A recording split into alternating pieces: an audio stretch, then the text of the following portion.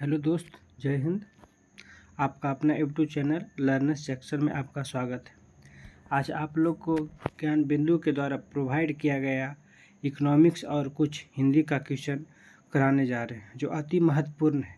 तो चलिए देखते हैं आगे। पहला क्वेश्चन नंबर फर्स्ट बोलता है, निम्नलिखित में से किसे समाप्त अर्थव्यवस्था के रूप में जाना जाता है। समाप्त नहीं होगा, समष्टि अर्थव्यवस्था होगा। इसको थोड़ा सा कर लीजिएगा अच्छा से। समष्टि अर्थव्यवस्था यानी कि निम्नलिखित में से किसे समष्टि अर्थव्यवस्था के रूप में जाना जाता है। किसे जाना जाता है? तो मेनार्ड किंग को नाम के जाना जाता है। किसको? तो मेनार्ड किंग को नाम से जाना जाता है। किंग गलत है, इसको पर सुधार दीजिएगा। मेनार्ड किंग को नाम से जाना जाता है। चलिए आगे देखते हैं अगला क्वेश्चन। आय और रोजगार सिद्धांत अर्थव्यवस्था किस शाखा का दूसरा नाम है? तो किस शाखा का दूसरा नाम हो जाएगा? समष्टि अर्थव्यवस्था का दूसरा नाम हो जाएगा। आगे देखते हैं। भारत ने 5 ट्रिलियन अर्थव्यवस्था का लक्ष्य कब तक प्राप्त करने को रखा है? तो कब तक रखा है? 2024-25 तक रखा है। आगे देख लेते हैं। बंद अर्थव्यवस्था वह अर्थव्यवस्था है जिसमें न तो निर्यात होता है और न ही आयात होता है। आगे देख लेते हैं। नीली अर्थव्यवस्था से अभिप्राय क्या है? तो इसका राइट आंसर क्या हो जाएगा? यह समुद्री संसाधनों के सतत प्रयोग के विकास वाली अर्थव्यवस्था है। आगे देख लेते हैं। निम्नलिखित में से कौन सा क्षेत्र भारत का सबसे बड़ा नियोक्ता है? तो भारत का सबसे बड़ा नियोक्ता कौन सा हो जाएगा? तो प्राथमिक क्षेत्र हो जाएगा। आगे देखते हैं। भारतीय अर्थव्यवस्था के संदर्भ में निम्नलिखित में से कौन सा माध्यमिक क्षेत्र के अंतर्गत आता है? तो कौन सा माध्यमिक क्षेत्र के अंतर्गत आता है? तो उद्योग आता है। कौन? तो उद्योग आता है। आगे देख लेते हैं। निम्नलिखित में से कौन सी आर्थिक गतिविधि प्राथमिक क्षेत्र के अंतर्गत आती है? तो प्राथमिक गतिविधि तो आर्थिक गतिविधि प्राथमिक क्षेत्र के अंतर्गत कौन सा आता है? तो खनन। कौन सा आता है? तो खनन आता है। आगे देख लेते हैं। क्वेश्चन नंबर 9 है। निम्नलिखित में से कौन सा चतुर्थ क्षेत्र के अंतर्गत आता है? यानी कि निम्नलिखित में से कौन सा चतुर्थ क्षेत्र के अंतर्गत आता है? कौन सा आ जाएगा? तो सूचना प्रौद्योगिकी आ जाएगा। आगे देख लेते हैं। स्वतंत्रता की पूर्व संध्या पर भारतीय अर्थव्यवस्था खाली स्थान थी। कैसा था? स्वतंत्रता के पूर्व पर था अल्प विकसित और रुद्र था। कैसा था? तो अल्प विकसित और रुद्र था। आगे देख लेते हैं। निम्नलिखित में से किसके द्वारा वर्ष 1990 में किसी देश को समग्र सामाजिक एवं आर्थिक उपलब्धियों के मापन हेतु प्रयुक्त एक सांख्यिकीय सूचकांक के रूप में मानव विकास सूचकांक SDI का सृजन किया गया है? तो देख लेते हैं। इसका 11 का आंसर क्या होगा? इसका आंसर 11 का क्यों हो जाएगा? महबूब उल हक हो जाएगा। आगे देख लेते हैं। SDI का अर्थ क्या होता है? यानी कि SDI का फुल फॉर्म क्या होता है? फुल फॉर्म यानी कि क्या हो जाएगा? Human development and index. आगे देखते हैं। पहली मानव विकास रिपोर्ट संयुक्त राष्ट्र विकास कार्यक्रम UNDP द्वारा कब प्रकाशित किया गया था? तो इसका राइट आंसर क्या हो जाएगा? कब प्रकाशित किया था? 1990 में किया था प्रकाशित। आगे देख लेते हैं। सतत विकास लक्ष्यों को प्राप्त करना है कब तक? तो कब तक प्राप्त करना है? तो 2030 तक प्राप्त करना है। आगे देख लेते हैं। निम्नलिखित में से कौन सा भारत में सतत विकास लक्ष्यों के कार्यान्वयन के लिए एक नोडल संस्था है? कौन सा संस्था है? तो 15 के क्या हो जाएगा? नीति आयोग है। कौन सा? तो नीति आयोग हो जाएगा। 16 के देख लेते हैं। मानव विकास रिपोर्ट में भारत का स्थान कौन सा है? तो कैमा हो जाएगा? 130वां स्थान हो जाएगा भारत का स्थान। आगे देख लेते हैं। निम्नलिखित में से कौन सा राष्ट्रीय आय समिति के अध्यक्ष थे? तो कौन था? तब PC महाल नोबिस हो जाएगा।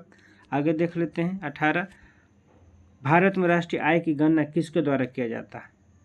तो किसके द्वारा किया जाता है भारत में गणना? तो केंद्रीय सांख्यिकी संगठन के द्वारा किया जाता है। आगे देख लेते हैं। भारत में राष्ट्रीय आय की गणना का पहला प्रयास किसने किया था? भारत में किसने किया था? तो कौन हो जाएंगे? दादा भाई नौरोजी हो जाएंगे। आगे देख लेते हैं। भारत के सकल घरेलू उत्पाद यानी कि GDP का मूल्य PIB द्वारा खाली स्थान में प्रकाशित किया जाता है। किसमें PIB द्वारा किसमें प्रकाशित किया जाता है? इसका राइट आंसर क्या हो जाएगा? भारतीय रुपया में प्रकाशित किया जाता है। आगे देख लेते हैं, भारत में राष्ट्रीय आय को किसके पदों में मापा जाता है? तो किसके पदों में मापा जाता है? तो साधन लागत पर शुद्ध राष्ट्रीय उत्पाद, साधन लागत पर शुद्ध राष्ट्रीय उत्पाद। नेक्स्ट क्वेश्चन देख लेते हैं, भेट नेशनल प्रोडक्ट यानी कि NNP क्या है? तो NNP क्या हो जाएगा? तो NNP बराबर होता है GDP minus income from abroad यानी कि विदेशी आय, और दूसरा क्या हो जाएगा? NNP बराबर क्या हो जाएगा? GNP प्लस मूल्य ह्रास यानी कि क्या हो जाएगा? ए भी सही है और बी भी सही है। तो इसका 22 का राइट आंसर देख लेते हैं, ए और बी दोनों सही है। 22 का आंसर क्या हो जाएगा? 22 का आंसर क्या हो जाएगा? ऑप्शन नंबर सी सही हो जाएगा। NNP बराबर क्या होता है? GNP माइनस मूल्य ह्रास। NNP बराबर क्या होता है? GNP माइनस मूल्य ह्रास। आगे देख लेते हैं, 23 निम्नलिखित में से कौन सा कथन सही है? तो देख लेते हैं, कथन पहला क्या कहता है कि NNP बराबर GNP माइनस घिसावट व्यय, सही है। और दूसरा क्या कहता है? NNP बराबर GDP प्लस विदेशों से प्राप्त आय माइनस घिसावट, सही है, यानी कि ए और बी दोनों सही हो जाएगा। आगे देख लेते हैं, क्वेश्चन नंबर 24 देखिए क्या कहता है, जब हम NNP को किसी राष्ट्र की कुल जनसंख्या से विभाजित करते हैं तो हमें क्या प्राप्त होता है? तो क्या प्राप्त होता है? प्रति व्यक्ति आय। तो क्या प्राप्त होता है? प्रति व्यक्ति आय। आगे देख लेते हैं, 1867-68 में भारत में प्रति व्यक्ति आय 20 रुपया थी। यह सर्वप्रथम अभिनिश्चित किया था। किसने किया था अभिनिश्चित? तो कौन सा हो जाएगा? दादा भाई नौरोजी किए थे, जो प्रति व्यक्ति आय था 20 रुपया। आगे देख लेते हैं, ग्रीन GNP पद निम्नलिखित में से किस पर जोर देता है? तो किस पर जोर देता है? सतत विकास पर। किस पर? तो सतत विकास पर। आगे देखते हैं, निम्नलिखित में से कौन सा भारतीय आर्थिक नियोजन के जनक थे? भारतीय आर्थिक नियोजन के जनक कौन हो जाएंगे? तो एम विश्वेश्वरैया हो जाएंगे। आगे देख लेते हैं, क्वेश्चन नंबर, भारत में नियोजित विकास का विरोध किसने किया था? तो किसने किया था? तो महात्मा गांधी ने किए थे। देख लेते हैं 29, भारत में पीपुल्स प्लान किसके द्वारा तैयार किया गया था? तो भारत में पीपुल्स प्लान किसके द्वारा तैयार किया गया था? तो MN रॉय। किसके द्वारा? तो MN रॉय के द्वारा किया गया था। आगे देख लेते हैं, आर्थिक नियोजन को निम्नलिखित में से किस सूची में रखा गया है? तो आर्थिक नियोजन को किस सूची में रखा गया? तो समवर्ती सूची में रखा गया है। आगे देख लेते हैं, भारत में नियोजन के संदर्भ में क्या सत्य है? कि भारत के नियोजन के संदर्भ में क्या सत्य है? तो पहला क्या बोल रहा है देखिए, तो राष्ट्रीय पुनर्निर्माण एवं सामाजिक नियोजन का प्रस्ताव कांग्रेस वर्किंग कमेटी ने अगस्त 1937 में वर्धा बैठक में स्वीकार किया था। हाँ, स्वीकार किया था। दूसरा देख लेते हैं, हरिपुरा ने अपने अध्यक्षीय भाषण में सुभाष चंद्र बोस ने योजना आयोग के माध्यम से राष्ट्र राज्य व्यापक नीतियों को स्वीकार करने की घोषणा किया था। हाँ, किया था। आगे देख लेते हैं, मोदी सरकार ने योजना आयोग का नाम बदलकर नीति आयोग किया है। हाँ, किया है, 2015 में किए हैं। सुभाष चंद्र बोस ने वर्ष 1938 में जवाहरलाल नेहरू की अध्यक्षता में राष्ट्रीय योजना समिति के निर्माण की घोषणा किया था। हाँ, किया था, यानी कि इसका आंसर क्या हो जाएगा? ये सभी, यानी कि चारों सही है। आगे देख लेते हैं, भारतीय योजना आयोग की स्थापना निम्नलिखित में से किस वर्ष हुई है? तो योजना आयोग की स्थापना कब किया गया था? तो 1950 में किया गया था। आगे देख लेते हैं, क्वेश्चन नंबर 33 बोलता है कि योजना आयोग के स्थान पर एक नई संस्था नीति आयोग का गठन किया गया था। कब किया गया था गठन इसका? था 1 जनवरी 2015 को हो जाएगा। योजना आयोग के स्थान पर क्या आया था? नीति आयोग आया था 1 जनवरी 2015 को। आगे देख लेते हैं, भारत में राष्ट्रीय विकास परिषद कब गठित किया गया था? भारत में राष्ट्रीय विकास परिषद का कब गठन किया गया था? 6 अगस्त 1952 को किया गया था। आगे देखते हैं, भारत में पंचवर्षीय योजना को अंतिम मंजूरी कब प्रदान किया गया था? किसके द्वारा प्रदान किया गया था अंतिम मंजूरी? तो कौन सा हो जाएगा? राष्ट्रीय विकास परिषद। किसके द्वारा किया गया था? राष्ट्रीय विकास परिषद के द्वारा। आगे देखते हैं, प्लान्ड इकोनॉमी फॉर इंडिया के लेखक कौन है?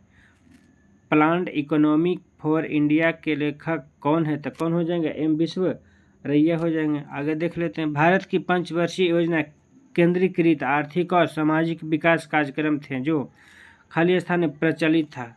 जो कहाँ प्रचलित है यानी कि किस देश में प्रचलित था, तो कहाँ हो जाएगा, तो सोवियत संघ में प्रचलित था इसके पहले। आगे देख लेते हैं, पंचवर्षीय योजना के उद्देश्य निम्नलिखित में से कौन थे। तो पंचवर्षीय योजना का उद्देश्य क्या था, विकास था, आधुनिकीकरण था, आत्मनिर्भरता था और साहित्य था, यानी कि इनमें से एक से अधिक हो जाएगा, यानी कि चारों ऑप्शन है जो पंचवर्षीय योजना के लिए उद्देश्य था। आगे देख लेते हैं, भारत में नियोजित आर्थिक विकास प्रथम पंचवर्षीय योजना की शुरुआत के साथ की गई थी, कब। तो प्रथम पंचवर्षीय योजना कब से शुरुआत किया गया था, 1951 से किया गया था। आगे देख लेते हैं, द्वितीय पंचवर्षीय योजना के दौरान विदेशी सहयोग से कितने एकीकृत इस्पात संयंत्र की स्थापना किया गया था। तो कितना किया गया था, तो 3 किया गया था। आगे देख लेते हैं, भारत की कौन सी पंचवर्षीय योजना तीव्र औद्योगिकरण आधारित समृद्धि प्रक्रिया पर थी। तो कौन सा योजना हो जाएगा, तो दूसरी पंचवर्षीय योजना हो जाएगा। आप सब बताइए कि दूसरी पंचवर्षीय योजना का काल क्या था, यानी कि कब से कब तक था। आगे देख लेते हैं, भारत ने किस पंचवर्षीय योजना के दौरान मिश्रित अर्थव्यवस्था का विकल्प चुना था।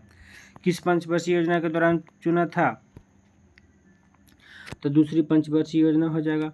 आगे देख लेते हैं, भारत ने पंचवर्षीय योजना के संदर्भ में 1966 से 1969 की अवधि कौन सी अवधि कहलाता है, तो कौन सा हो जाएगा, इसका शून्य योजना हो जाएगा। आगे देख लेते हैं, निम्नलिखित विकल्पों में से सही युग्म चुनिए, यानी कि निम्नलिखित विकल्पों में से सही युग्म चुनिए। तो इसका आंसर क्या हो जाएगा, 5वीं पंचवर्षीय योजना इंदिरा गांधी के समय लाया गया था। तो आगे देख लेते हैं, 45, जनता पार्टी ने किस पंचवर्षीय योजना को समय से 1 वर्ष पूर्व स्थगित कर दिया था। कौन पंचवर्षीय योजना को कर दिया था, तो 5वां पंचवर्षीय योजना को कर दिया था। आगे देखते हैं नेक्स्ट क्वेश्चन, सरकार ने 7वीं पंचवर्षीय योजना के बाद निम्नलिखित में से किस वर्षों में योजना अवकाश लिया था। तो कौन कौन साल था जो योजना अवकाश लिया था, तो इसका राइट आंसर क्या हो जाएगा, वर्ष 1990 से 1992, 1990 से 1992, देख लीजिए 1990 से 1992। ऑप्शन नंबर कौन सा हो जाएगा, 2000, 1990 से 1992। आगे देख लेते हैं, क्वेश्चन नंबर 47, किसके शासनकाल में भारत में उदारीकरण के प्रथम चरण को आरंभ किया गया था। किसके शासनकाल में किया गया था, पीवी नरसिम्हा राव के शासनकाल में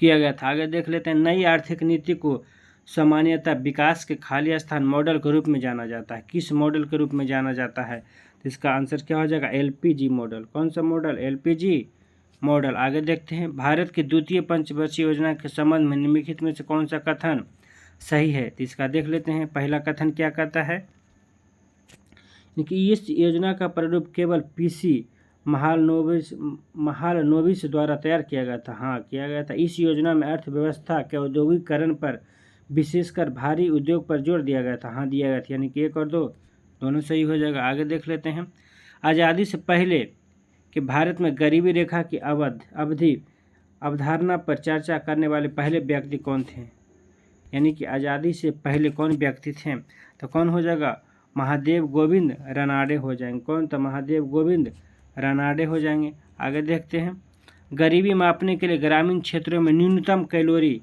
की आवश्यकता क्या है। न्यूनतम कैलोरी की आवश्यकता क्या हो जाएगा, 2400 कैलोरी प्रति व्यक्ति, 2400 कैलोरी प्रति व्यक्ति हो जाएगा। आगे देख लेते हैं, किस संस्था का संबंध भारत में गरीबी रेखा के आंकलन से है। कि भारत में गरीबी रेखा का आंकलन किस संस्था के द्वारा किया जाता है, तो नीति आयोग के द्वारा किया जाता है। आगे देख लेते हैं, बहुआयामी निर्धनता सूचकांक में सम्मिलित होता है। कौन कौन सम्मिलित होता है, तो 53 के देख लेते हैं कौन कौन सम्मिलित होता है, तो स्वास्थ्य भी सम्मिलित होता है, शिक्षा भी सम्मिलित होता है, जीवन स्तर भी सम्मिलित होता है, यानी कि 1, 2, 3 सभी सही हो जाएगा। आगे देख लेते हैं, भारत में गरीबी का आंकलन करने के लिए निम्नलिखित में से किस समिति का गठन किया गया है। गरीबी का आंकलन करने के लिए किस समिति का गठन किया गया था, तेंदुलकर समिति का गठन किया गया था। आगे देख लेते हैं, संयुक्त राष्ट्र विकास कार्यक्रम यूएनडीपी ने निर्धनता की निम्नलिखित श्रेणियों की पहचान की है। निम्न में से कौन सा एक सही है। तो देख लेते कौन सा एक सही है। तो आय की निर्धनता और मानव निर्धनता दोनों हो जाएगा, ए और बी दोनों। आगे देखते हैं, निम्नलिखित में से कौन सी बेरोजगारी किसी अर्थव्यवस्था में मंदी का परिणाम है। तो इसका 56 का आंसर क्या हो जाएगा, चक्रीय बेरोजगारी। कौन सा बेरोजगारी, चक्रीय बेरोजगारी। आगे देखते हैं, किस प्रकार की बेरोजगारी में व्यक्ति अपनी क्षमता से कम योगदान देता है। किस प्रकार की बेरोजगारी में व्यक्ति अपनी क्षमता से कम योगदान देता है। तो इसका आंसर क्या हो जाएगा, प्रच्छन्न बेरोजगारी, कौन हो जाएगा, प्रच्छन्न बेरोजगारी हो जाएगा। आगे देख लेते हैं 58, खाली स्थान जिसे खोज बेरोजगारी के रूप में भी जाना जाता है तब होता है जब कर्मचारी अपनी वर्तमान नौकरी खो देते हैं और दूसरी नौकरी खोजने की प्रक्रिया में होते हैं। तो इसे किस प्रकार का बेरोजगारी कहता है, इस प्रकार के किस प्रकार का बेरोजगारी कहा जाता है। तो प्रतिरोधात्मक बेरोजगारी कहा जाता है। आगे देखते हैं, मनरेगा का उद्देश्य निम्नलिखित में से कौन सा एक नहीं है। तो कौन सा एक नहीं हो जाएगा मनरेगा का उद्देश्य, तो महिला सशक्तिकरण को सुनिश्चित करना ही क्या हो जाएगा, नहीं हो जाएगा। तो होगा कौन कौन, एक वित्तीय वर्ष में 100 दिनों तक कुशल कार्यक्रम के क्या करना, प्रदान करना, उत्पादक परिस्थितियों का क्या करना, सृजन करना, आजीविका निर्भरता को क्या करना, बढ़ावा देना। आगे देख लेते हैं, राष्ट्रीय ग्रामीण आजीविका मिशन को किस मंत्रालय द्वारा लागू किया जाता है। तो किस मंत्रालय द्वारा लागू किया जाता है, तो ग्रामीण विकास मंत्रालय द्वारा लागू किया जाता है। आगे देखते हैं, हरित क्रांति के संबंध में निम्नलिखित में से कौन सा कथन सही है।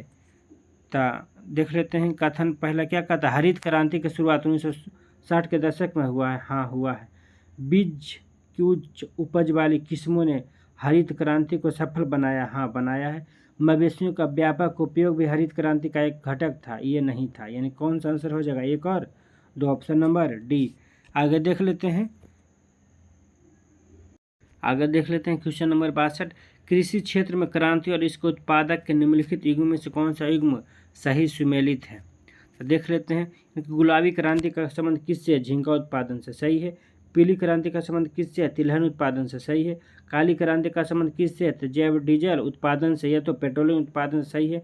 स्वर्ण क्रांति का संबंध अंडा उत्पादन से नहीं, बल्कि अंडा उत्पादन का संबंध किससे है, तो रजत क्रांति से। किससे, तो रजत क्रांति से हो जाएगा। अंडा उत्पादन का संबंध किससे, तो रजत क्रांति से हो जाएगा।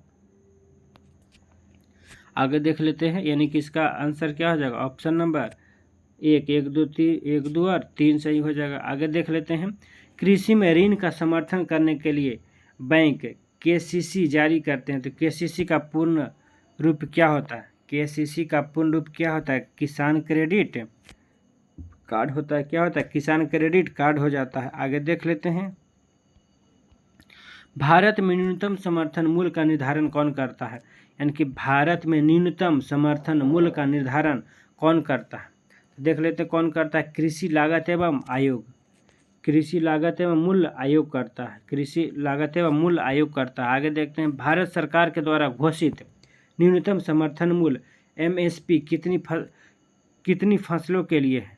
तो कितनी फसलों के लिए हो जाएगा, 25 फसलों के लिए हो जाएगा। आगे देख लेते हैं 66 क्वेश्चन नंबर, प्रधानमंत्री सम्मान निधि के तहत 2 हेक्टेयर तक स्वामित्व वाले किसानों को प्रति वर्ष प्रदान किए जाने वाली राशि कितना है। यानी कि एक साल में कितना किया गया है, तो कितना, तो 6000, यानी कि 3 किस्त मिलता है, 2 हज़ार 4 महीने पर।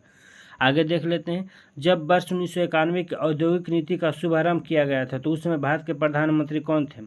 तो भारत के प्रधानमंत्री कौन थे, पीवी नरसिम्हा राव थे। आगे देख लेते हैं क्वेश्चन नंबर 68,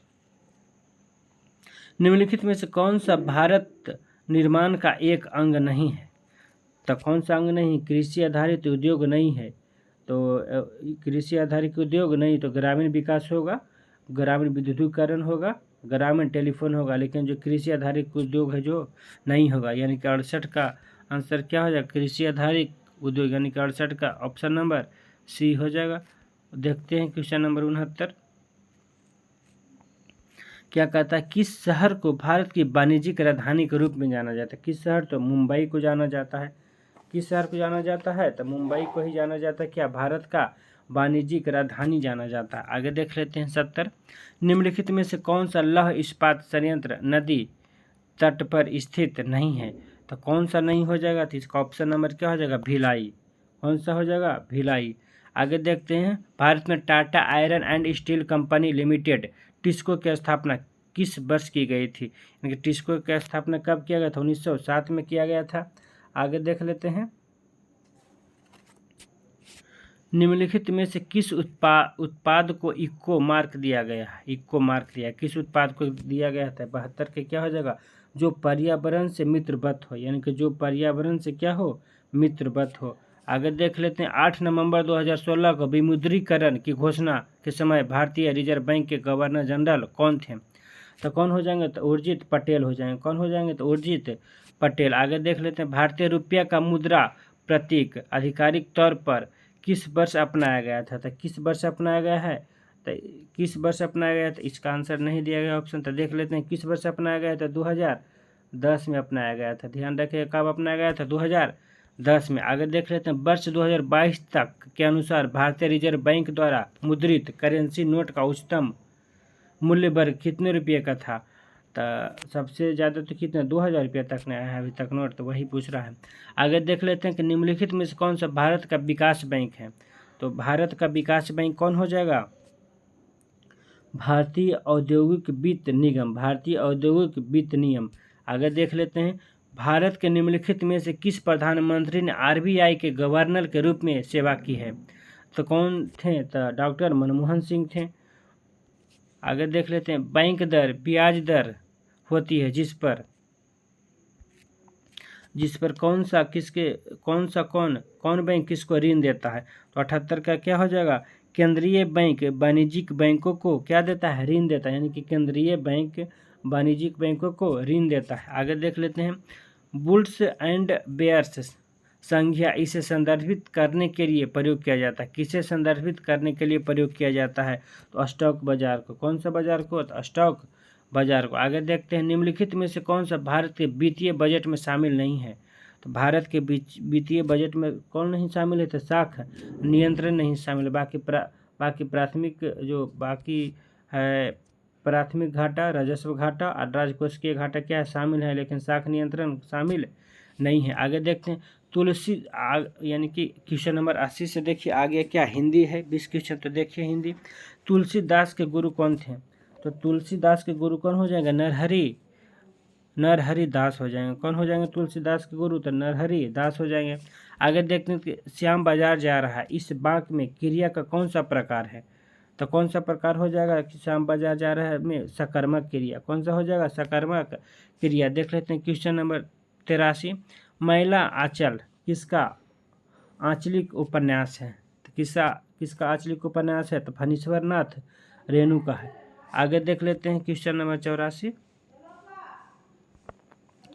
किसके पास कुछ न हो, इस वाक्य के लिए उपयुक्त में से एक शब्द को चुनिए। तो क्या होगा? 84 का क्या हो जाएगा? अकिंचन। क्या हो जाएगा? अकिंचन। यानी कि जिसके पास कुछ न हो उसके लिए एक शब्द क्या हो जाएगा? अकिंचन। आगे देख लेते हैं, मैथिली शरण गुप्त को किस कृति पर मंगला प्रसाद पारितोषिक प्राप्त हुआ है? किस कृति पर प्राप्त हुआ है? इसका राइट आंसर क्या हो जाएगा? साकेत पर। किस पर? तो साकेत पर। आगे देखते हैं, अद्वितीय में कौन सा समाप्त है? अद्वितीय में कौन सा समास हो जाएगा? कौन सा समास हो जाएगा? तो बहुब्रीहि समास हो जाएगा।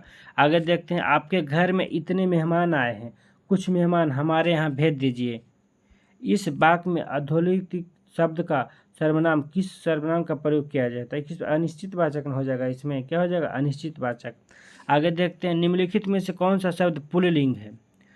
तो कौन सा शब्द पुल्लिंग हो जाएगा इसमें? तो व्यय। कौन सा हो जाएगा? व्यय। बाकी है जो लहर स्त्रीलिंग है, नहर स्त्रीलिंग है, आ स्त्रीलिंग है, लेकिन क्या व्यय क्या है? पुल्लिंग है। आगे देख लेते हैं, लोभ, यह शब्द संज्ञा का किस प्रकार का लोभ है? यानी कि लोभ है जो किस प्रकार का संज्ञा है? तो लोभ किस प्रकार का संज्ञा हो जाएगा? तो भाववाचक संज्ञा। कौन सा? तो भाववाचक संज्ञा हो जाएगा। आगे देख लेते हैं, कौन सा शब्द अर्थ के दृष्टि से अंग से संबद्ध नहीं है? तो कौन सा हो जाएगा? नहीं है। तो 90 का क्या हो जाएगा? शब्द। कौन सा नहीं है? तो शब्द नहीं है। आगे देख लेते हैं, कोई और कुछ का प्रयोग निम्नलिखित में से किस सर्वनाम के लिए किया जाता है? कोई और कुछ, यानी कि अनिश्चित के लिए किया जाता है। किसके लिए किया जाता है? अनिश्चित वाचक के लिए किया जाता है। आगे देखते हैं, राष्ट्र शब्द की भाववाचक संज्ञा क्या होगी? राष्ट्र शब्द की भाववाचक संज्ञा क्या होगी? तो राष्ट्रीयता हो जाएगा। आगे देख लेते हैं, पंच परमेश्वर किस रचनाकार की प्रथम कहानी मानी जाती है? किसकी मानी जाती है? तो मुंशी प्रेमचंद्र की। किसकी? तो मुंशी प्रेमचंद्र की। बताइएगा आप सबकी गोदान किसके द्वारा लिखा गया है? आगे देख लेते हैं, क्वेश्चन नंबर 94, य र ल ब किस वर्ग के अंतर्गत आते हैं? व्यंजन के अंतर्गत आते हैं। क्या हो जाएगा? अंतस्थ व्यंजन के अंतर्गत आते हैं। आगे देख लेते हैं, इनमें से विकारी शब्द का उदाहरण कौन है? विकारी शब्द का उदाहरण कौन है? तो क्या हो जाएगा? लड़का। क्या हो जाएगा? लड़का, यानी कि 95 के क्या हो जाएगा? सी, लड़का। आगे देख लेते हैं 96, इत्यादि शब्द में कौन सी संधि है? इत्यादि शब्द में कौन सी संधि है? तो यन संधि हो जाएगा। आगे देख लेते हैं, हिंदी का राष्ट्रभाषा बनाने का निर्णय कब लिया गया था? तो 14 सितंबर 1949 को लिया गया था। कब? तो 14 सितंबर 1949 को लिया गया था। आगे देख लेते हैं, इनमें से शुद्ध शब्द कौन सा है? तो देख लीजिए कौन सा है। तो असभ्यत्य हो जाएगा, यानी कि ऑप्शन नंबर बी हो जाएगा। आगे देख लेते हैं, इनमें से हिंदी की आदि जननी कौन है? यानी कि हिंदी की आदि जननी किसे कहा जाता है? तो 99 से कौन सा हो जाएगा? संस्कृत हो जाएगा। देखते हैं क्वेश्चन नंबर 100, यानी कि इनमें से क्वेश्चन नंबर 100 देखते हैं, इनमें से कौन सा शब्द क्रिया विशेषण है? तो क्रिया विशेषण शब्द कौन सा हो जाएगा? तेज। तो वो आज आपका 100 क्वेश्चन हो जाएगा। कुछ मतलब कि 80 गो इकोनॉमिक्स था और कुछ 20 गो क्या था? हिंदी। तो चलिए देखिए, अगर आपको अच्छा लगे तो कमेंट कीजिए और शेयर कीजिए और सब्सक्राइब कीजिए। Thank you.